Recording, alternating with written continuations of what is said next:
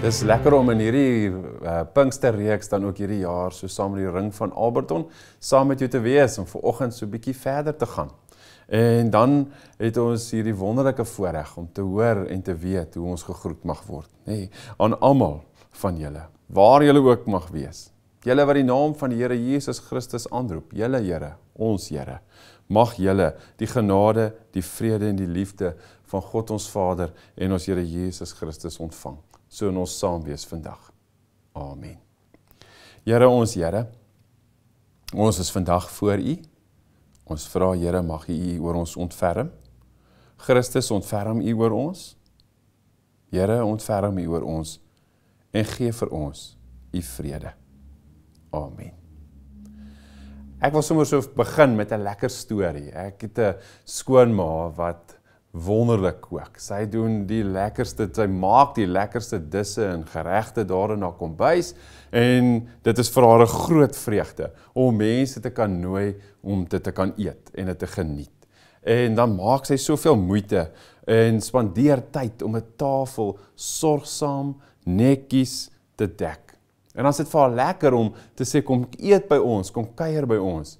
En sy sê eendag so mooi vir my, sy sê, wanneer ek mense so nooi vir ete en ek hulle onthaal, dan is daardie ete wat ek vir hulle aanbied, dis iets van myself wat ek vir hulle gee. Dis iets van myself wat ek vir hulle gee. Nou met dit so in gedagte, lees ek graag saam met jou 'n gedeelte uit Handelinge 16 vanaf verse 9. Daar het Paulus in die nag 'n gesig, 'n Macedoniese man gesien, wat by hom staan en hom smeek, kom oor na Macedonië toe en help ons. Nadat Paulus die gesig gesien het, het ons so gou as moontlik gereed gemaak en na Macedonië toe vertrek, omdat ons tot oortuiging gekom het, dat God ons geroep het en om die evangelie aan hulle daar te verkondig. Vers 11, Lydia se bekering. Ons het van Troas af weggevaar en reguit koers gehou na Sumatrake en die volgende dag na Neapolis toe. Daarvandaan is ons na Filippi toe, 'n belangrike stad in daardie deel van Macedonië en ook 'n Romeinse kolonie. In hierdie stad het ons 'n paar dae gebly. Op die Sabbatdag is ons na die rivier toe buitekant die stadspoort, omdat ons gedink het daar sou 'n Joodse bidplek wees. Ons het gaan sit en met die vroue gepraat wat daar by mekaar was. Een van die wat geluister het, was 'n vrou met die naam Lydia, wat die Joodse geloof aangeneem het. Sy het handel gedrywe met pers wolmateriaal en was van Thyatira afkomstig. Die Here het haar vir Paulus se woorde ontvanklik gemaak. Sy en haar huisgesin is toe gedoop. Daarna het sy ons uitgenooi en gesê, aangesien julle daarvan oortuig is dat ek in die Here glo, kom, gaan by my tuis. En sy het ons ooreed om dit te doen. Natuurlik, wat iets van hierdie gedeelte so kosbaar maak van hierdie gebeure, is dat Paulus en sy geselskap word gelei na 'n ander plek toe, as wat hulle aanvanklik gedink het hulle sou gaan. Ja, met 'n visioen van 'n man word hy gevra, gaan na Macedonië. Ja, ek wil amper so 'n bietjie van as ek na hierdie gedeelte luister of saam met julle lees, wil ek sommer dalk die metafoor gebruik van 'n verkeerslig. Ja, die Heilige Gees, as ek dit mag waag, werk soos 'n verkeerslig. Dit is soms stop, soms gaan of wag so bietjie. Om die Heilige Gees te volg, is om te weet, dat hy ons altyd een voor is. Paulus word gestop, dan word hom gesê, wag so bietjie, en so verander hy dan ook van rigting. As ons die gedeelte saamlees, wat interessant is, as ons luister, natuurlik Lukas, wat hier skryf, wat skielik die persoon woord gebruik ons, nee, gebruik hy om te sê, dit is 'n gesamentlike besluit. Die eerste persoon meervoud ons. Ons het gesamentlik besluit. Ons het tot oortuiging gekom dat dit is wat moes gebeur. So gebeur dit. Paulus, sy geselskap, hulle soek 'n plek op die Sabbatdag, 'n Joodse bidplek. Daar's nie 'n sinagoge nie. Natuurlik was daar 'n klompie vereistes oor wanneer ons 'n sinagoge sou kon oprig of 'n sinagogiese diens kon hou. En daar kry hulle 'n klompie gelowige vroue, Joodse vroue, bymekaar, heel moontlik getroud met Grieke, hier wat langs die rivier vergader. En tussen hulle is hierdie vrou met die naam Lydia. Interessant, Lydia word dan ook later die eerste Europese bekeerling uit die vasteland. Lydia, 'n besigheidsvrou, sy wat ontvanklik was vir die woorde van Paulus, daar langs die rivier, sy het geluister wat Paulus sê, en dit was vir haar heel ontvanklik. Sy en haar hele huisgesin is gedoop, ingesluit, deelgemaak, omdat hulle in Jesus glo. Maar dan gebeur hier iets kosbaar, en soms lees ons hier verby.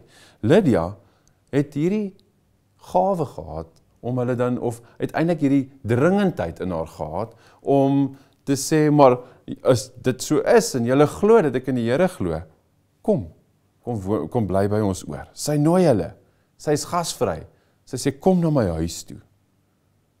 Dan luister ek na my skoonma se storie, en ek hoor hoe sy sê, as ek gasvry is, en ek nooi mense, ek sê, kom eet saam met my, kom sit aan my tafel, dan gee ek so iets van myself. Die kosbare ding van dit wat hier gebeur, dink so aan Pinkster, dink ons aan die werk van die Heilige Gees. Die Heilige Gees kom en hy kom werk. Hy gebruik hierdie geleentheid van haar gasvryheid, word 'n geleentheid. En in hierdie teenwoordigheid van haar gasvryheid, is die Gees self ook aan die werk. Gasvryheid, vra iets van my. Ja, en soms moet ek ook dalk 'n bietjie grense skuif, anders te dink, kopskuive maak. Dan is daar 'n geleentheid vir die Heilige Gees om te gebruik. Want, wat het ons vroeër vir mekaar gesê? Die Heilige Gees is ons altyd een voor. Ons word dikwels gebring op nuwe plekke in ons lewens. Dink maar net so aan jou eie lewe. In die geleenthede wat die Heilige Gees gebruik. Hierdie geleentheid van gasvryheid in Lydia se huis, wat eintlik gelei het tot soveel meer. Haar dringendheid, om te sê, die Heilige Gees is besig om haar te beweeg, en sy vra nie, sy dring eintlik daarop aan, te sê, kom bly by my oor. Ja, en so word sy en haar gesin eintlik die eerste huisgemeente op die Europese vasteland. Ja, 'n vreemdeling. 'n vreemdeling wat die evangelie hoor, ontvanklik is daarvoor, en dat die Gees van die Here ook haar gebruik in 'n geleentheid. Dalk in hierdie Pinkstertyd is dit die vraag wat ek myself moet afvra, en dan ook my vertroue in die Gees moet stel. Is ek ontvanklik van dit wat ek vandag moet hoor, of vandag moet doen? Waarheen is die Gees van die Here met my op pad? En mag ek dalk op die uitkyk wees vir die geleentheid wat die Heilige Gees mag gebruik? En is dit ook so, dat ek reg is om te sê, Here, ek moet dalk ook 'n paar kopskuive maak, en iets van myself kom gee. Here ons Here, in hierdie tyd van Pinkster kom wag ons op wonderwerke. Wonderwerke wat U onder ons kon doen. Geleenthede. Here, ek wil ontvanklik wees vir U woorde. Ek wil ontvanklik wees en dalk selfs by iemand soos Lydia iets leer. Here, ek wil weet waarheen U met my op pad is. Mag ek op die uitkyk wees, en mag U Heilige Gees geleenthede in my lewe gebruik, om te doen wat U graag sou wil hê ek moet doen. Ons wag op dit so ook, dat U teenwoordigheid ons sal vergesel.